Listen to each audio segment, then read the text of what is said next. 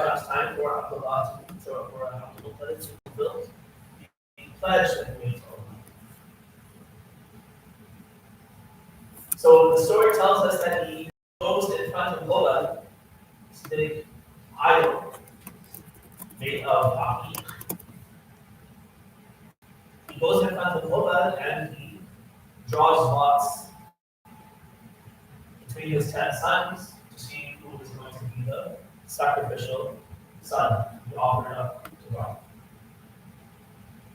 So he draws lots according to the story, and Abdullah's lot is drawn.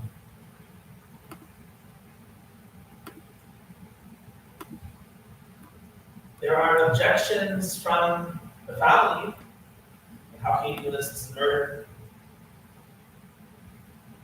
Even the Banu Makhzum, because the grandmother of Abdullah is from the tribe of Makhzum, the clan of Makhzum, which is one of the other noble clans of aristocratic clans of Quraysh. They also object, how can you kill our nephew? So everyone's objecting. Somebody has the idea that why don't you consult an oracle, so both, oracle is someone that see the future, and in Greek mythology, the Romans would go to these oracles, these witches, and these kind of people. Go to this oracle, and they have connection to the unseen, and they'll give you some wise idea of how to solve this problem. Another narration tells us that one of Abdullah's daughters, Atika, she's the one who gives the suggestion. So either the oracle or the daughter Atika, she gives a suggestion to Abdul Muttalib that instead of killing Abdullah based on drawing the lots, based on the pledge that you made, why don't you offer a replacement?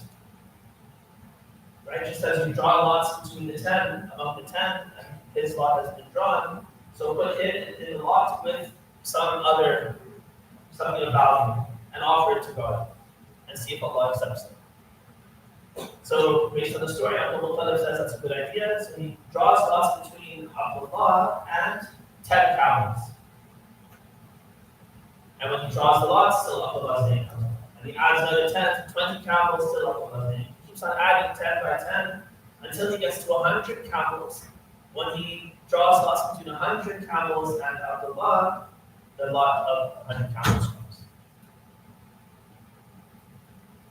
And then he feels guilty that I don't want to play a trick. Sometimes people, they look for istikhara, and then they're not happy with the istikhara, so they do it again and again and again, and ask someone else to do it until they finally get the answer that they want, and they say, okay, this is istikhara, I'll accept. It's not the way to do istikhara. Istikhara itself has problems. The way people practice it is problematic, but this is definitely beyond the pale of corrupting the whole institution of istikhara by doing it over and over again until you get the answer that you wanted. You can't just go with the answer you wanted in the first place. Why did you have to put it on Allah and pretend like He has responsibility for your outcome? Just take responsibility for the outcome yourself and make your own decision.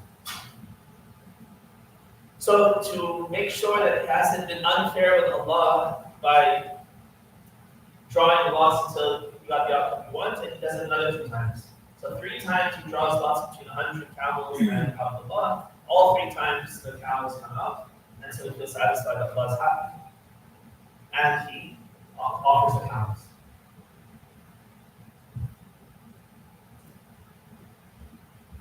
So as I mentioned, this story is narrated in all of our seerahs. Sunni and Shi'i. You'll notice that even Shi'i seerah writers will mention the story. It raises some questions. I saw some of your eyebrows going up. Maybe it's the first time you're hearing it, or you've heard it before, but you know some of the problems. There's some serious problems here. The basic one is this is murder.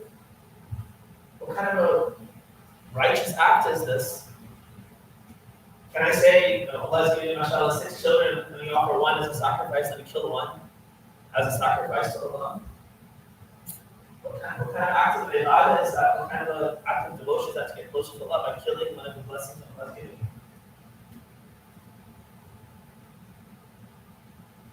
You might say, well, he's a descendant of Ibrahim. Maybe he took inspiration from how Ibrahim had to sacrifice his son. Which got out of Eid al-Adha, which commemorated that event. Allah told him to sacrifice his son, Ismail.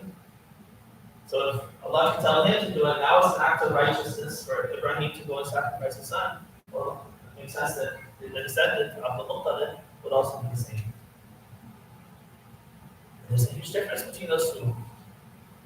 In that case, Allah, who is Al-Muhyi al-Mumit, the one who gives life and has the right to give death as well.